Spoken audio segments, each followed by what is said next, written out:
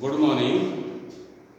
Standard +1 subject English core बोला जाता है इसे। फॉर ऑल स्ट्रीम्स डेटेड 22 सितंबर 2020। Lesson number 4 pros.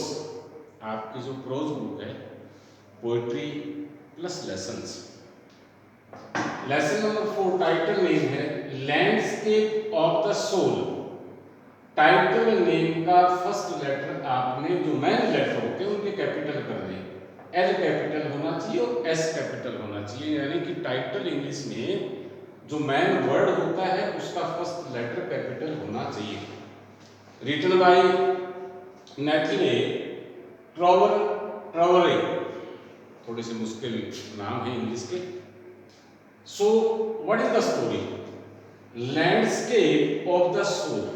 लैंडस्केप जो भूदृश्य होते हैं, आगे +2 में एक पोएम भी है वो भूदृश्य। जैसे हम पर्वतीय क्षेत्रों में जाते हैं तो वहाँ आपको देखा होगा बहुत बड़ी बड़ी सीनरीज हैं और उनमें सीनरीज में एक आत्मा बसती है उस क्षेत्र की, पर्वत की, घाटी की। तो आपने सीनरी देखा होगा और ये नेचुरल बात है कि कोई इंसान संसार में ऐसा नहीं होगा जिसके ड्राइंग रूम के अंदर कोई आपको लैंडस्केप ना मिले, यानी कि कोई सीनरी आपको ना मिले। वो किसी भी, हर इंसान किसी न किसी कला से जुड़ा हुआ है। संगीत और कला हर इंसान के मन में और आत्मा में बसी हुई है। स्टोरी क्या कहती है? In this chapter 2 essay written by 2 different writers on the topic of art। कला, हर इंसान के पास किसी न किसी प्रकार की कला है, तो लैंडस्केप पेंटिंग से संबंधित है, इस कला को लेते हैं। ये जो चैप्टर है इसमें 2 प्रकार के लेखकों ने 2 प्रकार के निबंध लिखे, अलग अलग विचार लिखे। आप कला जानते कि हाथ की कला, कोई चिनाई का मिस्त्री है, कोई मोटर का मिस्त्री है और कोई पत्थर से किस प्रकार की अपनी कला से परमात्मा या भगवान को हूबहू प्रारूप दे देते हैं। तो ये कला की चर्चा चल रही है। The first part written by Nathalie Trouveroy and the second part is written by Brinda Suni. पहला पार्ट लेकर निस्मन लिखा और दूसरा पुटअप किया गया Brinda Suni. The first part is about 8th century a painter named Wu Daozi. ये नाम ही ऐसे वू दाओजी, इस प्रकार के नेम चाइना या यूरोपीय कंट्री में। तो 8वीं शताब्दी में, आज 21वीं शताब्दी, 1300 साल पहले की चर्चा करें। His last painting was a landscape. उसका जो अंतिम पेंटिंग थी, जो पेंटर था ये वा दाओजी, उसकी अंतिम जो पेंटिंग थी एक भूदृश्य था। This painting story teach us a lesson that an empire may rule the world but only the artist knows the inner world। यहाँ पर कहा गया कि ये कहानी है कि एक राजा ने एक पेंटिंग बनाई अपने महल के अंदर। पुराने ज़माने में आप जानते हैं कि राजा अकबर की बात करें तो तानसेन होता था और होता था, कवि बहुत होते थे, पेंटिंग भी बहुत होती थी। तो पुराने ज़माने में इस प्रकार के शौकीन रखते थे, शिकार करते थे। अब उसने भी महल के अंदर एक गुफा थी, वो उसमें एक पेंटर से जो पेंटिंग बनाई और पेंटिंग को कहा गया आर्टिस्ट को कि आप इसका भूदृश्य दिखाएं। तो आर्टिस्ट ने कहा कि ये कैब जब खुलेगा, यानी कि ये जो दृश्य बनाया गया है ये केवल मैं देख सकता हूँ, आप नहीं देख सकते। और जो ही क्लैपिंग से उस केव को खोला गया तो भूदृश्य के अंदर जब पेंटर अंदर गया तो राजा को वो भूदृश्य दिखाई नहीं दिए, अर्थात वहाँ से गायब हो गए। इसलिए ये लाइन आई कि एक राजा होता है वो प्रजा पर शासन कर सकता है, संसार पर शासन कर सकता है, लेकिन एक कलाकार होता है, चाहे वो मटके बनाने वाला है, चाहे किसी भी प्रकार का कलाकार है, वो हर कला के अंदर, उसके अंदर यानी इनर पार्ट, आत्मा तक पहुंचता है। That is why the painter was able to enter the cave but not the emperor। यही कारण था कि वो पेंटर तो उस कला के कारण चला गया, उसको पता था कहाँ से एंटर करना है, लेकिन राजा वहां पर एंटर नहीं कर सका। The second part of the story is about 15th century, यानी कि 600 वर्ष पहले एंटवर्प ये कोई स्टेशन का नाम है, जगह का नाम है, शहर का नाम है, बेल्जियम आदि का। There was a blacksmith, blacksmith जानते हैं बेटे, लोहार, और लोहार भी अनेक प्रकार की कलाकारी करता है, लोहे को गर्म करके कई चीजें बनाता है।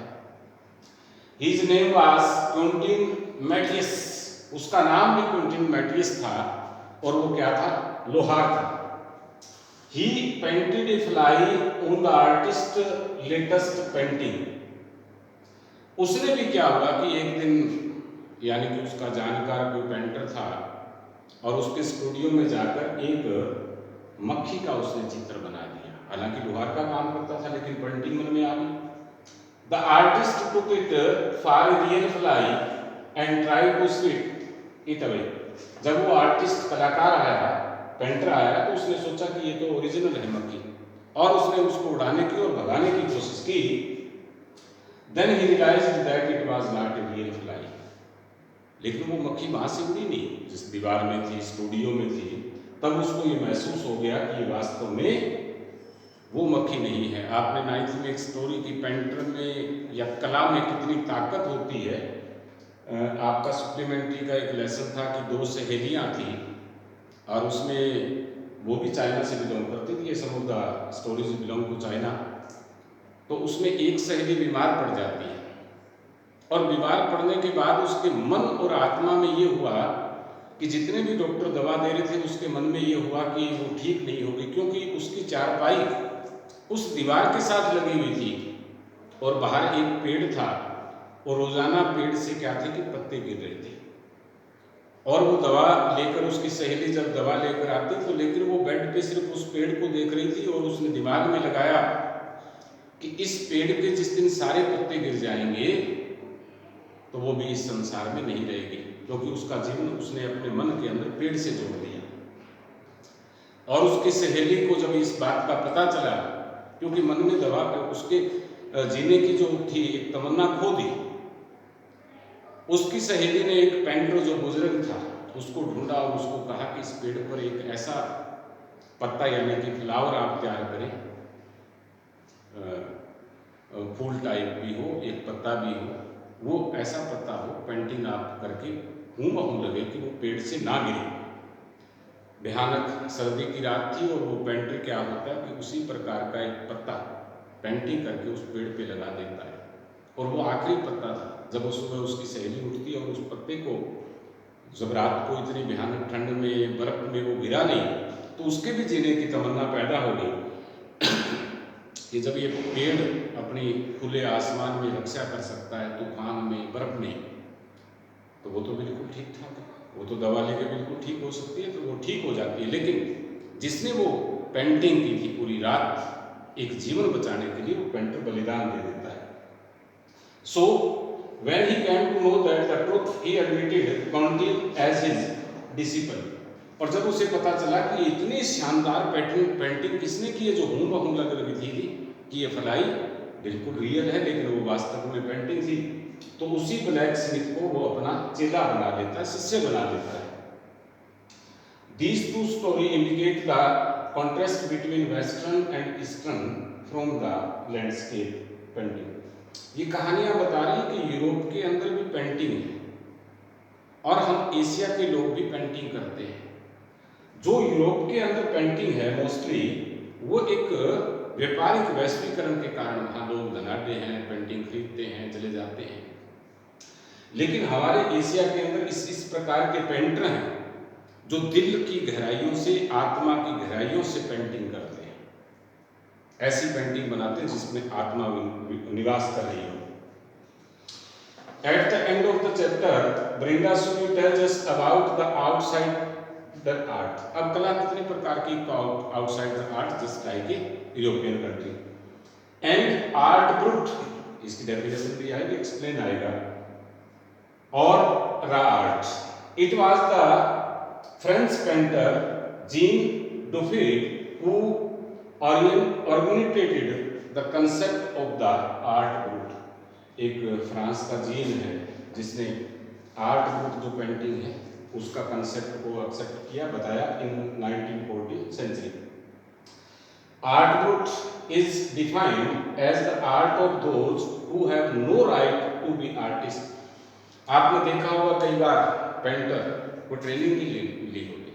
संसार में इस प्रकार की कला परमात्मा दे देता है, जन्म से ही उसकी हाथ की कि वो पेंटर बन जाते हैं। प्रैक्टिस करते करते इस प्रकार की पेंटिंग बना देते हैं, मैप बना देते हैं, बड़े बड़े पेंटर उसके आगे फेल हो जाते हैं। उसको बोलते हैं आर्ट ब्रूट। एंड देन कहते हैं no right to be artist, a रा